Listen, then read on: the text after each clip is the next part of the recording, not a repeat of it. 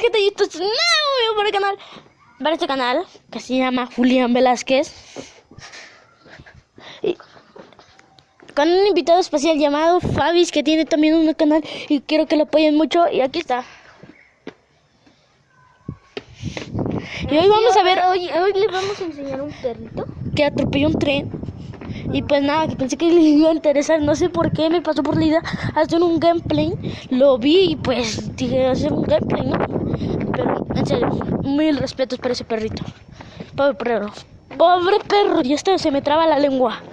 Se me traba la lengua. Me traba la lengua. Espera. No sé. Tío, estamos aquí cerca de...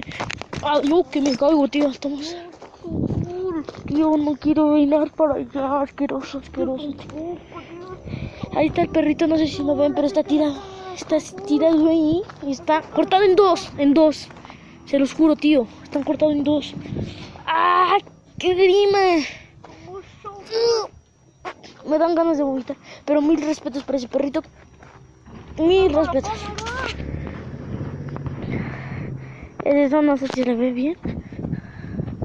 Tío, es que no me quiero acercar más. Estoy como grabando con un teléfono y está mal. Tiene mala calidad y no quiero acercarme más. Me da un poco de grime. Muchos suscriptores.